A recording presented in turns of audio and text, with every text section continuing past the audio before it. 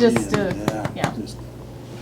All right, are we ready? We're ready. We're recording. All right, we're talking with Kent Rollins and Shannon Rollins. They are here for our great festival, the Hatch Valley Chili Festival. You're going to be doing some stuff on Saturday at 5 o'clock. Yeah. People will be able to see stuff you're doing.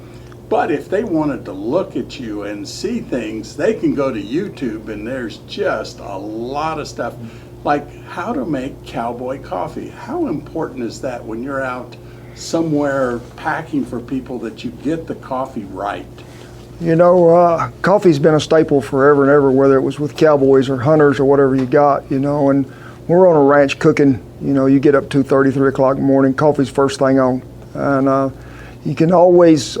I had coffee off some of them old wagons, and you'd take a drink and you'd think, well, I ain't gonna drink no more of it, you know. And when you boil coffee right, it's probably the smoothest coffee there is. People used to think, you know, cowboy coffee was so stout, you can stand a spoon up in it. But when they had the big lawsuit at McDonald's and they turned the water temperature down below boiling because somebody got burnt, they quit making smooth coffee then. All coffee houses had to turn it down. But when you boil coffee, you get over 212 degrees, and we're doing a rolling boil for about 4 to 5 minutes, so you break down the acidity in the bean, which is gone, and then you have smooth coffee. So we always have people come back for coffee time after time after time, and we've developed our own blend of coffee 2 years ago now. maybe, yeah. And and it really works well when you boil coffee. It will work in a percolator, but I don't even like to say that word, you know. It's one of them deals we don't like to use. And there's a little something about cold water and doing it correctly. Yeah. They need to watch your video. Yeah. Because part of it is you got to do it right. Yeah, I mean, after it boils 5 minutes, I'll pull it off fire and let it set for about a minute or two, and then pour a cup of cold water down the spout, and that settles all the grounds to the bottom. And a lot of them old timers was on ranches, they just always say the old cook just cracked an egg and dropped it in there. Well, the egg will go to the bottom and pull all of it with it, you know.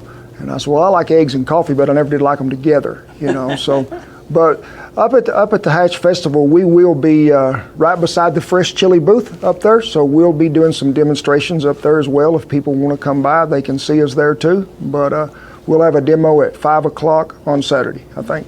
5 o'clock, and some of the things you do, the sourdough biscuits, you know, that is one of the things when you talk to people, they say biscuits are important if you're going to work all day.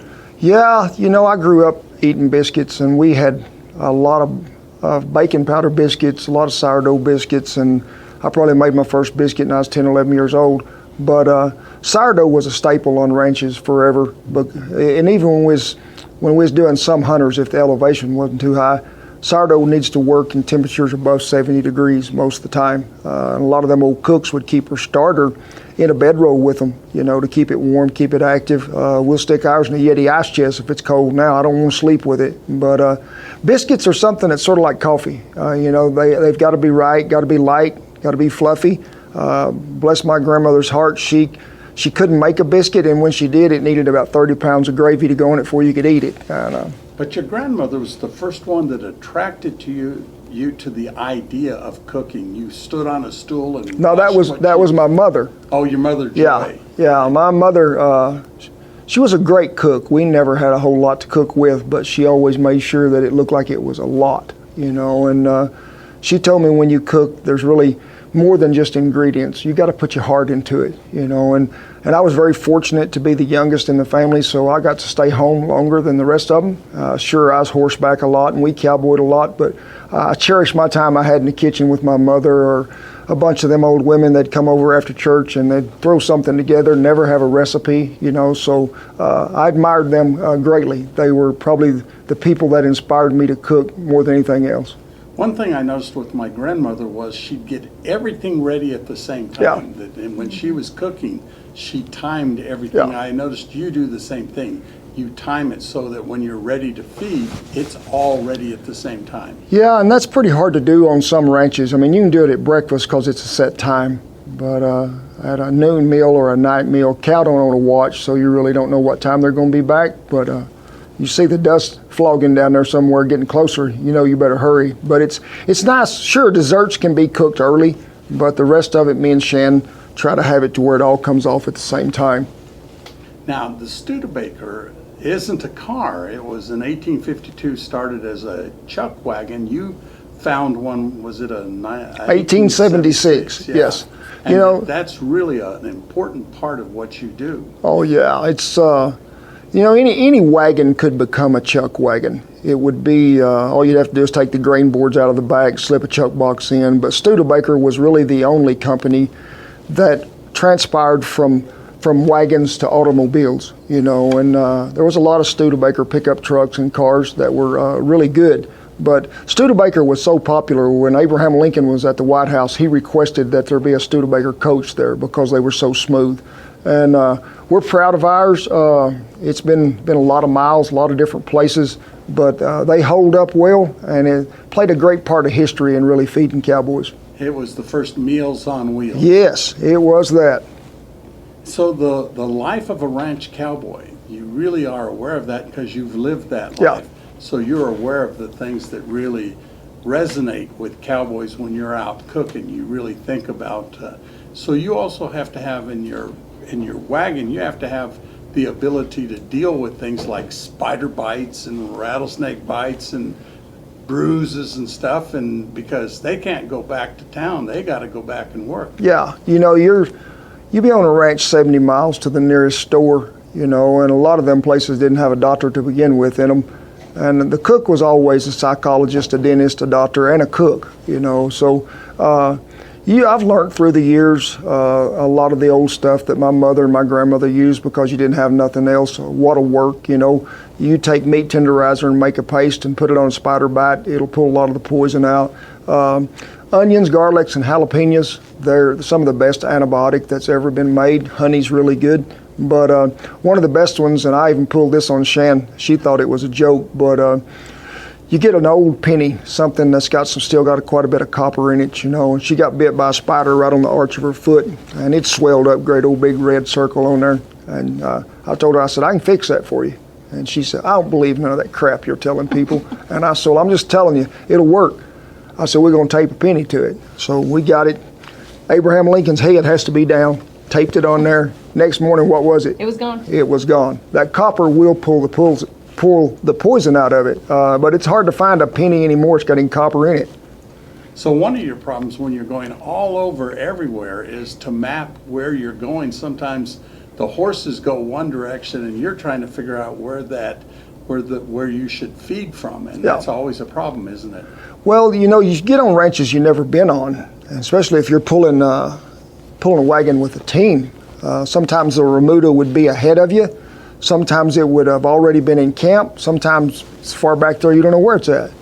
And they'd say, well, you just go down here so far and then we're going to turn, you're going to go this way. Don't turn at the first gate, turn at the second gate, and there's never was really a good map, and I always liked it better when there would be someone there that knew that ranch, because when you're in different camps, that's really the person that's taking care of that particular part of the ranch. And they'd always be pulling the remuda right behind you, and he'd ride up there and he'd say, you get up here at this next fork in the road, go left, And he said, we're going to go about a quarter mile. And he said, then you'll see a big wood pile out there. He said, that's your kitchen, because every camp, they always had a wood pile. And we were cooking on the Bell Ranch, was a very historic place. We were cooking in the same camps that they had camped in for hundreds of years, so it was a great deal. How do you decide your menu? Well, a long time ago, I remember the first ranchers that called, they were in South Texas, and I told them, I said, I'm going to feed like I want to eat.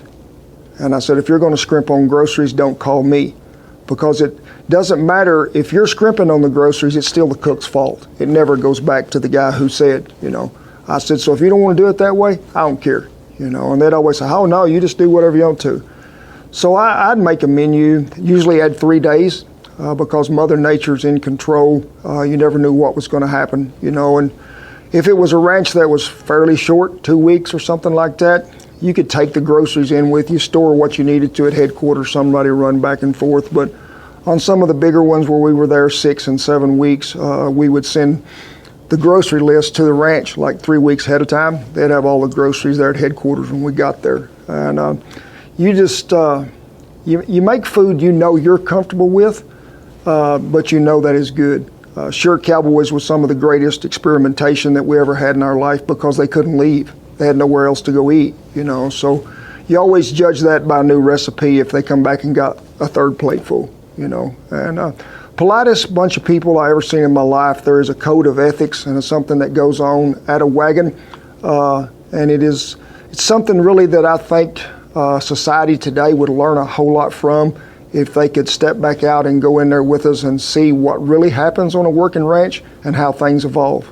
So there is the code of the cowboy. Yes. That you always wash your plate before you're done with it, that you close a gate if it was closed, you leave a gate open if it was open when you got there. Talk about the code of the cowboy. It hasn't really changed in 100 No, years, has it? not that much. I mean, you know, they'll come to me and they'll say, hey, you run this camp like it's yours, you know, and I love to visit. I know the old rules to where no cowboy could set a foot under the fly of the wagon, which was a tarp. You know, he would never come under there unless he asked, could he, did he have permission, you know, and I never minded. There's some I've run out of camp because they were in the way or they were rude, but they weren't people that were working on a ranch, you know. But most of the time, cowboys would stay on one side. They would never get between the chuck box and the stove. That's forbidden ground. That is the cook's domain. And but they would. I've been on ranches where there's been them old timers there when I was in my 30s and they be in their 70s that would stand out in the rain and wouldn't come under that fly, except to get a plate, and then they'd go back out. You know, and I'd tell them, hey, there's benches in here, you can sit down. No, I don't want to start a habit I can't break, you know. So it was always good. They would always come by. We'd have two wash tubs, me and Shan would. One had soapy water, one had clean water. They'd always rinse their plate well, throw it in the soapy water. A lot of times after supper on ranches, especially ranches that I'd fed on for years and years, cowboys would wash dishes. We didn't have to wash after supper, you know, and that was a great compliment. But they respected me really well when I started. Not only could I cook, but I'd been on the other side of the fire too. You know, I'd been at that Brandon fire, so it really went well for me from transition from cowboy to cook. And it's really a small circle of cowboys. We'd be cooking in South Texas, and somebody want to hire you in Wyoming, and it don't take long for word to get out. You know, if you was a good cook, crew's going to work better, and it's something that we took a lot of pride in, still do. And one of the things from your life is you shake hands with people, you look them in the eye. Oh yeah. All the things that are part of the honor of being a cowboy, that is an honor. As you're doing these recipes, I've looked at these recipes and I can see that you've thought about what things taste like, and then you've started to try this and try that. Some things I assume you said, let's not do that again. And you may have a little file of that you didn't put in any of your books. You have a book, A Taste of Cowboy, that is from you and Shannon have done this book. It's recipes and tales of the trail. And so this is something people can buy and then they can read about as you're doing this. It has both the honor of being a cowboy and then also all the stuff that has to do with cooking, sourdough, pancakes, and things that most people don't always think about. Yeah, I mean, when we have 3 cookbooks out. This was the first one, and this one was more really ranch oriented than the other 2. But when me and Shan put the book together, because it's all ours, we wrote it all. She took all the scenery pictures, all the food pictures. We wanted it to be like, if you didn't cook out of it, if it just sat there on your coffee table and you never cooked out of it, you're going to get something out of it. Because there's great stories in there, there's great pictures in there, and really there's, especially in the Taste of Cowboy, it's what it takes to be a cowboy and what it takes to be a cowboy cook and the honor that it is to be able to do both, you know. And there's people that I met and stories in them books that people will never see. I mean, they're gone.